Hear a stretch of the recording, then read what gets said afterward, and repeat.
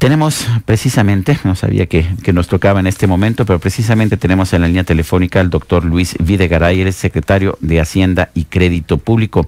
Doctor Videgaray, buenos días, gracias por tomar nuestra llamada. Hola Sergio, muy buenos días, feliz año. Bueno, pues déjeme empezar entonces por la coyuntura y después me voy al fondo. Doctor Videgaray, ayer usted comentaba en una entrevista precisamente que no habrá rescates a los municipios o estados endeudados.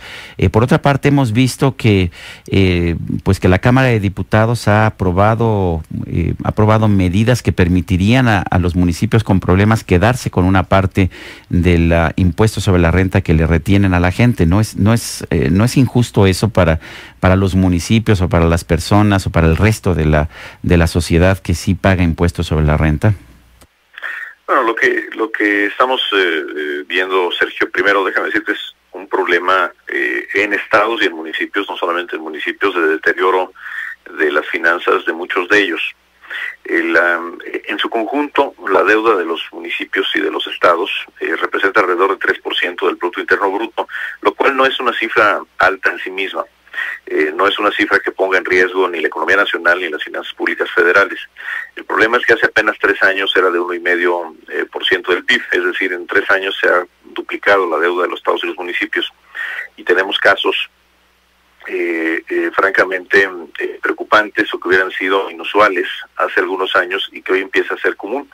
Tenemos desde el caso del estado de Jalisco, que incumplió el pago de un crédito bancario, lo cual le llevó a la disminución, una drástica disminución de su calificación al estado de incumplimiento, o casos como los municipios de Acapulco, de Cuernavaca, que están en buró de crédito. Vemos el caso de los municipios de Chiapas, o en fin, Naucalpan, que incumplió al final del año también con un crédito bancario. Es decir, estamos viendo algo muy preocupante, y por eso el presidente de la República, en su discurso el 1 de diciembre, Enrique Peña Nieto, dijo que hay que poner orden en la deuda de los estados y los municipios, y es lo que estamos trabajando en el contexto del Pacto por México.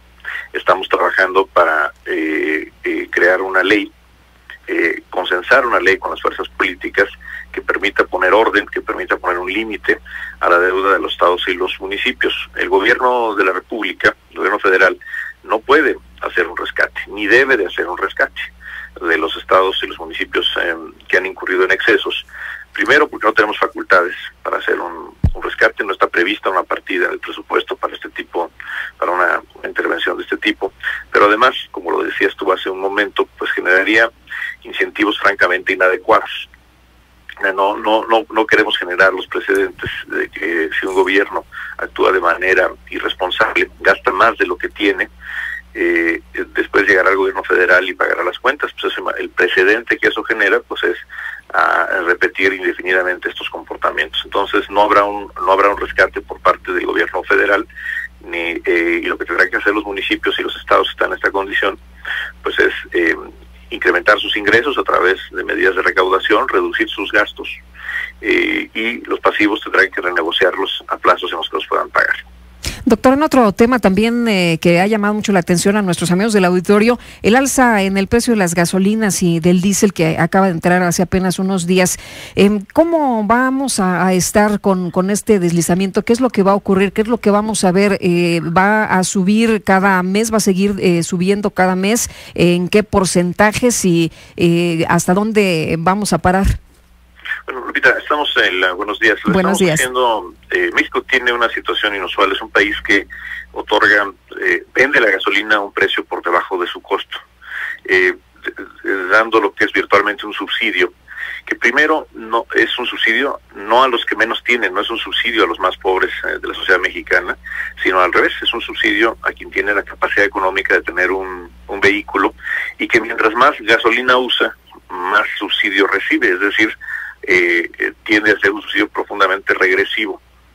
Y en segundo lugar, es un subsidio que deteriora el medio ambiente, es decir, genera incentivos para usar más gasolina, consumir más gasolina, porque el precio de la gasolina es más barato. Mira, si comparamos el uso de gasolina entre México y otros países, en México el consumo de gasolina per cápita es 3 veces el consumo de Brasil. ¿Esto qué quiere decir? Que usamos mucha más gasolina los mexicanos, y mucho tiene que ver con que estamos vendiendo la gasolina por debajo de su costo. El año pasado, el 2012, gastamos los mexicanos 206 mil millones de pesos en este subsidio a las gasolinas. La gente puede preguntar, bueno, ¿eso es mucho o es poco? Mira, es 6 veces lo que la Sedesol destina al programa Oportunidades, o 3 veces lo que la Secretaría de Salud destina a todo el Seguro Popular. Es decir, es un programa de subsidios mucho más grande que los programas destinados al combate a la pobreza o a los cuidados básicos de salud que proporciona el Estado a la población abierta.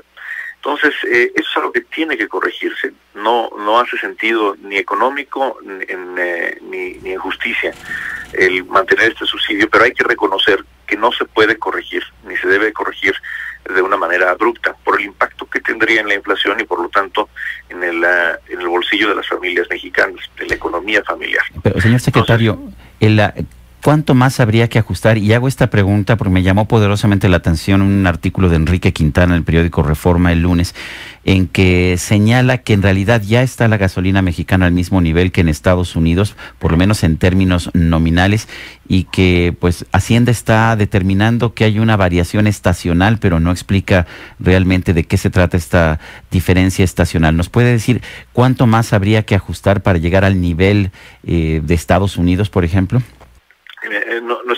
Nuestra estimación es que en el caso de la gasolina magna, que es la de mayor consumo y también es la de menor calidad, la brecha es del 10% todavía. En el caso de la gasolina premium es del 14% y en el diésel es del 17%. Ahora, ¿a qué nos referimos cuando hablamos de este cálculo estacional? Pues que en Estados Unidos el precio de la gasolina fluctúa todos los días. En Estados Unidos la gente tiene que acercarse a la gasolinera y ver cuánto está en los tableros de la gasolinera, ver cuánto está a cuánto está el galón de gasolina el día de hoy, y que puede ser un precio distinto al de ayer y será un precio distinto al de mañana. Uh-huh. Y mucho tiene que ver la fluctuación de la gasolina con la temporada del año.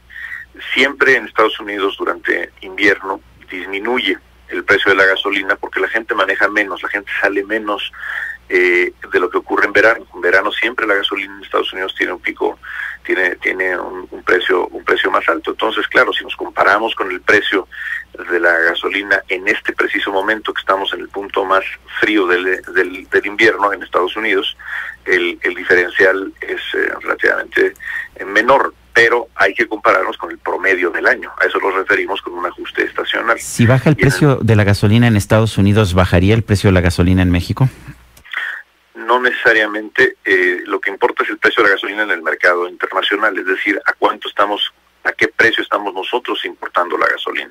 Hay que recordar que a pesar de que somos un país productor de petróleo, exportador neto de petróleo crudo, somos un importador de gasolina. Por eso no es un costo virtual el tener un precio de la gasolina internacional por arriba del precio al que se vende al público en México. Es un costo real para las finanzas públicas.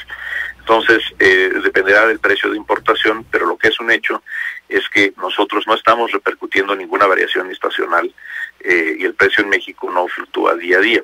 Entonces, sería un error solamente ver el precio en este momento, donde sabemos, porque así es el comportamiento cada año del precio de la gasolina en el mercado internacional, el ver el diferencial que hay en este momento. Es cierto, la gasolina magna comparada con la gasolina de menor costo en este momento del año no está igual, pero no tiene una brecha de 10%.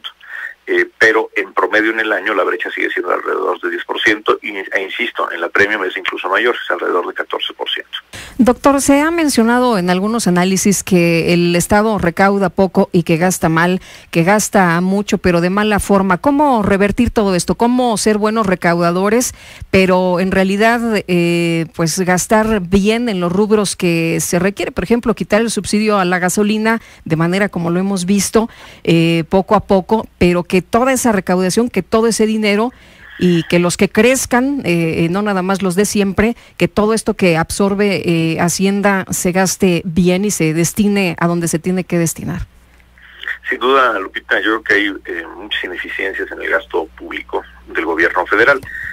Por eso el presidente de la República emitió al principio de la administración un decreto de austeridad, de racionalidad en el gasto, que entre otras cosas implica que en todas las dependencias federales, en todos los organismos, tiene que hacerse un diagnóstico de la calidad del gasto público, de las duplicidades, de qué cosas se están haciendo que no tienen sentido, para dejarlas de hacer. El plazo para las dependencias, para que todas las dependencias entreguen este diagnóstico y por lo tanto se tomen medidas de racionalidad en el gasto, vence el último día de abril. Es decir, tenemos estos primeros meses del año, todas las áreas, incluyendo la Secretaría de Hacienda, pero es todas las áreas del gobierno federal, para hacer este diagnóstico de dónde estamos gastando mal, dónde estamos haciendo duplicidades, porque de lo que se trata es, yo creo que la gente lo que menos quiere es gasto burocrático, sino que se gaste en programas de combate a la pobreza, en obras de infraestructura, en salud, en educación, y hoy en día es un hecho que el gobierno federal tiene un aparato burocrático que ha crecido mucho, y queremos tomar medidas de racionalidad que partan de un diagnóstico sólido en cada una de las áreas. Señor secretario, ayer se anunció el nombramiento de Mario Di Costanzo como presidente de la CONDUCEF, esta comisión de apoyo de defensa de los usuarios de servicios financieros. Mario Di Costanzo había sido diputado del PT, fue secretario de Hacienda en el gobierno legítimo de Andrés Manuel López Obrador. ¿Qué significa este nombramiento, sobre todo considerando pues los puntos de vista que manifestó constantemente Mario Di Costanzo cuando era secretario de Hacienda del gobierno legítimo, cuando era diputado por el PT, que parecerían distintos a los que ha defendido el actual gobierno? Bueno, yo creo que Mario Di Costanzo es un economista preparado, es un hombre talentoso, es un economista del ITAM, que ha tenido diversos cargos en la Administración Pública Federal. Efectivamente fue diputado federal por el Partido del Trabajo en la legislatura pasada, por el Distrito 20 del Distrito Federal, que es un distrito de Iztapalapa, y tuvo una participación destacada en la Cámara de Diputados. Fue integrante de la Comisión de Hacienda y fue además secretario de la Comisión de Vigilancia de la Auditoría Superior de la Federación. Yo conocí a Mario en la Cámara de Diputados, conozco de su talento, de su inteligencia y de su vocación de servicio social. La invitación que le ha hecho el presidente de la República, Enrique Peña Nieto, a la CONDUCEF, pues tiene que ver con sus talentos y con su compromiso de servicio. Y tiene sin duda la CONDUCEF una gran vocación social. Yo creo que ahora Mario Di Costanzo pondrá en práctica no solamente sus conocimientos, sino esta vocación de servicio al ponerse del lado de los usuarios de los servicios financieros, de los servicios de la banca, y encabezar este instrumento de defensa de los derechos de los usuarios de los servicios financieros. Estamos convencidos de que es una muy buena designación, que es un espacio idóneo para alguien con la vocación social y de servicio a la gente que tiene Mario. Y creo que también, Sergio, pues es una muestra de madurez política y de la apertura que tiene el presidente de la República, Enrique Peña Nieto, para invitar a su gobierno a gente más a partir de sus capacidades que de sus preferencias políticas. Ayer la Secretaría de Hacienda colocó un bono de 30 años del gobierno mexicano con una tasa de rendimiento pues que parece baja, sobre todo si consideramos las dificultades que otros países están teniendo para colocar dinero en los mercados internacionales. Estoy pensando particularmente en España. ¿Qué significa esta colocación de un bono de 30 años a una tasa que creo, si no mal recuerdo, fue de 4.19? Así es, Sergio, y es la tasa más baja a la que el gobierno federal mexicano se haya financiado en la historia. Una tasa en dólares a 30 años, nunca el gobierno mexicano había obtenido un costo tan bajo. Pero no solamente esa tasa, sino que cuando medimos esta tasa contra la tasa a la que se está fondeando el gobierno de los Estados Unidos, también a 30 años y en dólares, pues el diferencial es el más bajo de la historia, 110 puntos base, es decir, 1.1%.